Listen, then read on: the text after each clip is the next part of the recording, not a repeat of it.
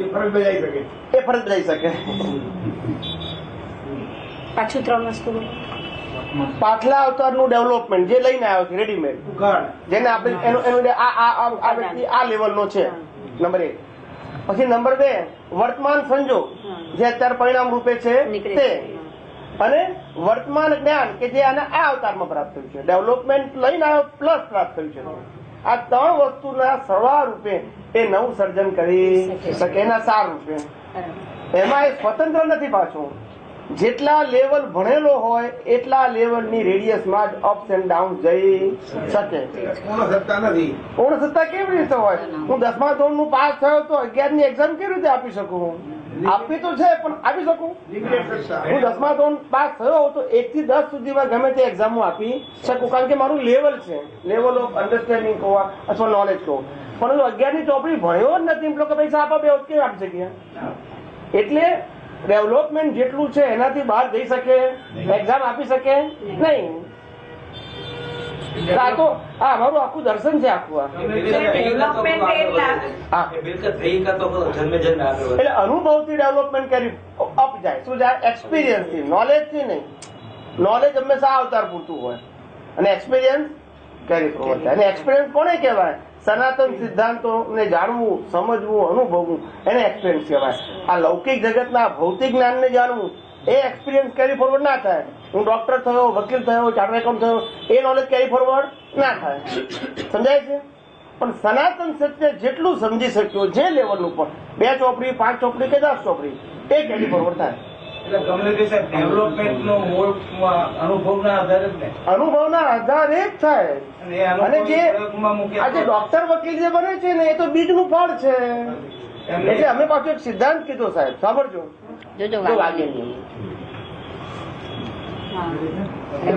હા બોલો, કોણ વાત કરતો હતું? સિદ્ધાંત નો કહેતા નથી પૂછતા હતા કોઈ? ડેવલપમેન્ટ નો ભાગ જે છે એ અને પરિણામ સ્વરૂપ એ 2 વસ્તુ જે છે જુદી, એ જુદી છે. પરિણામ વાળું વિસર્જન થઈ જાય, ડેવલપમેન્ટ કેરી ફોરવર્ડ થાય. દેખાય છે તે અને ડેવલપમેન્ટ જે ગયા જન્મનું જે લાવ્યા હોય એ છે તે રે અને પાછું કેરી ફોરવર્ડ થાય. કેરી ફોરવર્ડ થાય. ડેવલપમેન્ટ નો સિદ્ધાંત એ છે કે ડેવલપમેન્ટ કોઈ ડાઉન ના જાય, અપ જાય, ત્યાં તો સ્ટેબલ રહે. આધ્યાત્મિક ક્ષેત્રે વાત છે હોય. સનાતન સત્ય જેટલું સમજ્યો એને ડેવલપમેન્ટ કહેવાય. જેને આપણે લૌકિક પરિભાષામાં જેને સૂઝ કે છે, નેચરલ ગિફ્ટ કે છે. શું કે છે? સૂઝ જેને કે છે ને આ લોકો બધા સામાન્ય ભાષામાં સૂઝ કે છે, તે એ કુદરતી બક્ષિસ હોય, એ ડેવલપમેન્ટ ના જાય. એટલે એન્જિનિયરિંગ ભણ્યો ના હોય તો પણ એન્જિનિયરિંગ પ્રશ્ન આવે ને તો ઉકેલ લાવી દે. એની સૂઝ છે. શું છે? આ અવતારનું નોલેજ નથી એનું, લઈને આવ્યો છું. અને આ બીજું બધું જે ઉકલતી પ્રકૃતિમાં દેખાય સ્થૂળ ભાગની અંદર એ પરિણામ ને પેલું એટલે પરિણામ વપરાય જાય, ખાલી થાય. અને જે ડેવલપમેન્ટ હોય એ જમા જ રહ્યા, જમા રે, કેરી ફોરવર્ડ થાય પાછું. ને આ ગયા જન્મનું લાવ્યા હોય એ ડેવલપમેન્ટ પ્લસ આ જન્મનું ડેવલપમેન્ટ એ કેરી ફોરવર્ડ થાય, પ્લસ કેરી ફોરવર્ડ થાય. અને છેવટે જતા જતા એ ડેવલપમેન્ટ એકદમ સુધું. રાઈટ, એક્ઝેક્ટ તમને જ્ઞાન છેલ્લે સમજાય. પણ મનુષ્ય ભાવ સિવાય બીજી કોઈ જગ્યાએ ડેવલપમેન્ટ નો ઉપયોગ થતો નથી. સત્તામાં રહે ખાલી. શું રહે? મનુષ્ય અવતારમાં જ થાય છે. બીજા કોઈ જગ્યાએ સત્તામાં રહે, જતું ના રહે. અહીંથી એવું લોકો જાય 1 લાખ વર્ષનો ઈચ્છું ભોગવે તો ડેવલપમેન્ટ એનું જ રહે. નરક ગતિમાં જાય તો ડેવલપમેન્ટ એનું વળી પાછું અહીંયા આવે તો જ્યાંથી અટક્યું હોય ત્યાંથી સ્ટાર્ટ કરવાનું, એકડેથી નહીં. ડેવલપમેન્ટ કોઈ દિવસ નાશ ના થાય અને માઇનસ પણ ના થાય. શું ના થાય? નાશે ના થાય અને માઇનસ પણ ના થાય. એ સ્ટેબલ રહે, ક્યાં તો અપ જાય પણ માઇનસ ના જાય કોઈ દિવસ. એટલે જન્મ સુધી જે જ્ઞાન આપણને મળે અને એચીવ કરે તો એ વધતું જાય પણ ઓછું ના થાય. એક્સપિરિયન્સ પણ શું કીધું? નોલેજ ને કેરી ફોરવર્ડ ના થાય, નોલેજ કેરી ફોરવર્ડ ના થાય, એક્સપિરિયન્સ ફક્ત એક્સપિરિયન્સ ના આધારે જે ડેવલપમેન્ટ એનું અપ જાય. આ બધી શોધખોળ છે અમારી સાહેબ. અને એ પ્લસ અને કોઈ પડકારી ના શકે. અમે કીધું છે એક વ્યક્તિ બીજી વ્યક્તિને, શું કીધું? એક વ્યક્તિ બીજી વ્યક્તિને ડોક્ટર ના બનાવી શકે, ચાર્ટર્ડ એકાઉન્ટન્ટ ના બનાવી શકે, લોયર ના બનાવી શકે, એક્સેપ્ટ એની અંદર બીજ હોય તો હું ખાલી ઓપનર થઈ શકું. શું થઈ શકું? હું ક્રિએટર ના થઈ શકું. ના સમજાય તમને? કોઈ કે મેં ડોક્ટર બનાયા, મેં ચાર્ટર્ડ એકાઉન્ટ બનાયા, ના, એનામાં બીજ હતું, એનો ઓપનર થયો. શું હતું? શું થયો? પણ બીજ ના હોય તો બોલો ને. હું સારામાં સારો પ્રોફેસર છું સીએ નો, બરાબર છે, પણ તમારા બીજ ના હોય તો હું તમને કઈ રીતે સીએ ભણાવી શકું? કેવી રીતે બનાવી શકે?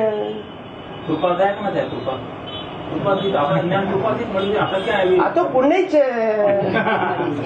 એ પુણ્ય છે. પુણ્ય એટલે દાદા કહેતા હતા કેટલી મોટી પુણ્ય નો ચેક એન કેસ થયો તારે આ જ્ઞાન મળ્યું. કેટલી મોટી પુણ્ય એન કેસ થઈ એટલે વપરાય તારે આ જ્ઞાન મળ્યું. બીજ તો ખરું, આ બીજ આપણે આ બધું આપણું તે નથી ને, એટલે આપણી પુણ્ય બધી આમાં વપરાય. આવું ઉત્તમ પ્રકારનું જ્ઞાન પ્રાપ્ત કરવાનું પુણ્ય વપરાય. ખ્યાલ આવ્યો ને? એમ પણ કહે છે જો કૃપાથી મળેલો છે એટલે તમે સાચો છો, તમારો નથી. કૃપાનો મતલબ સીધી સાદી ભાષામાં સમજવું હોય તો એમ જ કહેવાનું, જે વસ્તુ પુણ્યથી મળી હોય એને આપણે જાતે રિયલાઇઝ કરવી પડે. પુણ્યથી મળેલી હોય એ આ અવતાર પૂરતી હોય, ક્યાં સુધી હોય. પણ જો આપણે રિયલાઇઝ કરીએ તો પછી ક્યારે ફરવા થાય? પણ રિયલાઇઝ ના કરીએ તો કશું નહીં. આ અવતારમાં મળ્યું પુણ્યથી, એન્ડ આવી ગયો. જેમ બીજી બધી વસ્તુઓ આવે છે ને એમાંનો એન્ડ આવી જાય. આપણે એમાંથી એક્સપિરિયન્સ ના સ્ટેજમાં જઈએ તો ક્યારે ફોરવર્ડ થાય? દાદા કહે છે કે આ જ્ઞાન એક અવતાર જ હોય. કેવું હોય? આ એક અવતાર પૂરતું જ હોય. કેવું હોય? તમે પછી એને કેવું એન્કેશ કરી શકો છો એ તમારું વ્યક્તિગત વસ્તુ છે. કેવી છે? કેટલા માણસ એવા છે મહાત્મા લાખોની સંખ્યામાં જ્ઞાન લઈ ગયા હોય કે જેને જ્ઞાન સાથે લેવા દેવા ના હોય, લીધા પછી આપણને જ્ઞાન પામી ગયો, સિક્કો વાગી ગયો, બસ આવું હોય. બાકી આ પોલમપોલ જગત છે.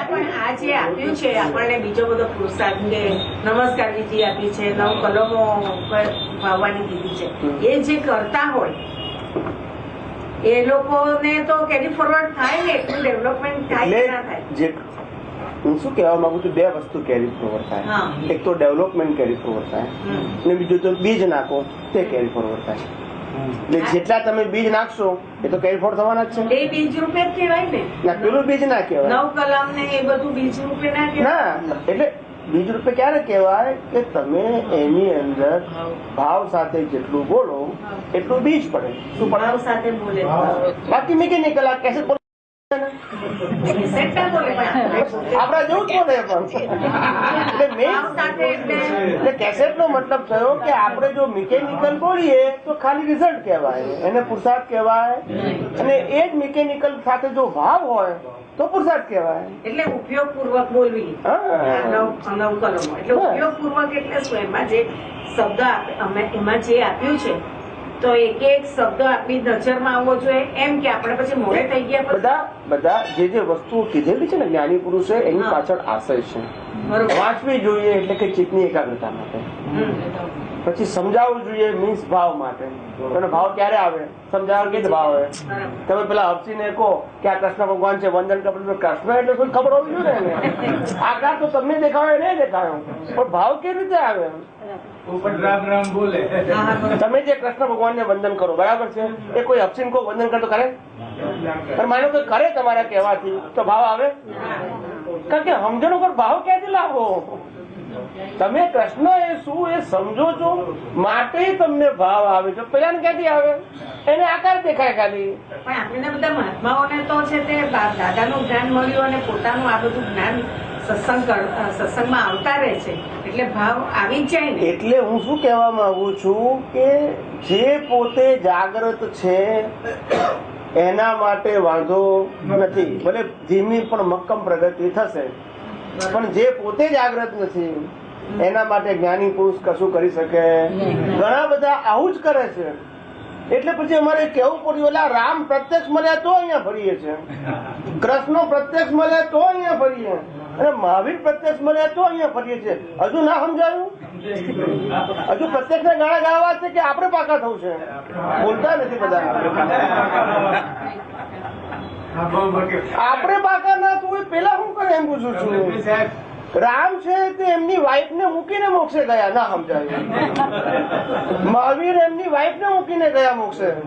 અને આજે અર્જુન ગયો તે પણ અર્જુન સીતા અહીંયા છે, અર્જુન મોક્ષે ગયા. એ લોકો વાઇફ ના લઈ ગયા તો આપણને કોણ લઈ જશે? ના સમજાવ્યું ને? પછી આપણે માનીએ કે પેલા મળી ગયા, આપણે પેલા શું કર્યું? એ પોતે જ ગયા પછી આપણે સમજ્યા જ નહીં.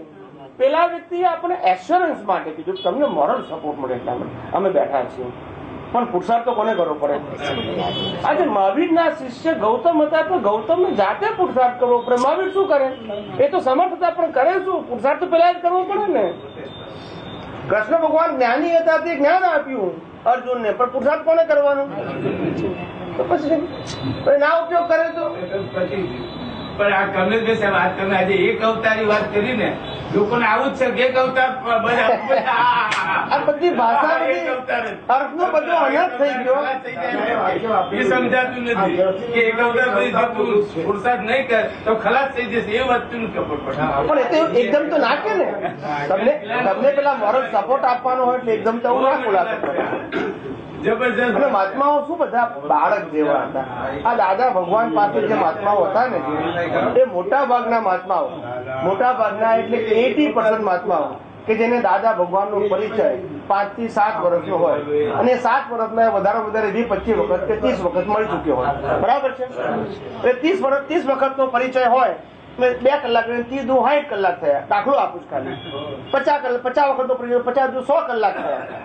2 કલાકનો અસર નહીં. બરાબર છે? પણ 100 કલાકના પરિચયમાં આપણે બધા બાળક જ કહેવાય. એમને આપવું પણ કેવી રીતે આપે? આ 365 દિવસની સ્કૂલની અંદર 200 દિવસ ભણાયા પછી ખાલી પહેલું ધોરણ જ પાસ થાય? ના સમજાય. ડિગ્રી ના આપે આપણને. એ 365 માંથી 200 દિવસ ભણો તોય ખાલી પહેલું ધોરણ પાસ કરે આપણને. એ બીજું બાકી પાછું, બાકીને બધા બાકી.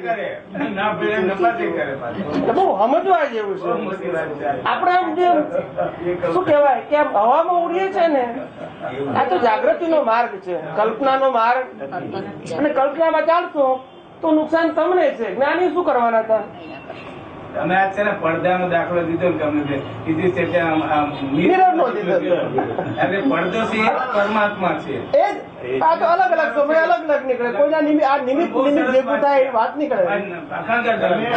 પણ અમારા દાખલા એવા અજોડ ને અદભુત હોય ને, અમારા દાખલા એવા અજોડ ને અદભુત હોય ને, એક્ઝેક્ટ હોય. કેવા હોય? પેલા ફોડ પડી જાય. શું પડી જાય? અને અમારે કોઈ દાખલો કોઈ આમ ગોતવો ના પડે, માથું ના કંટાળવું પડે. પ્રશ્ન એ છે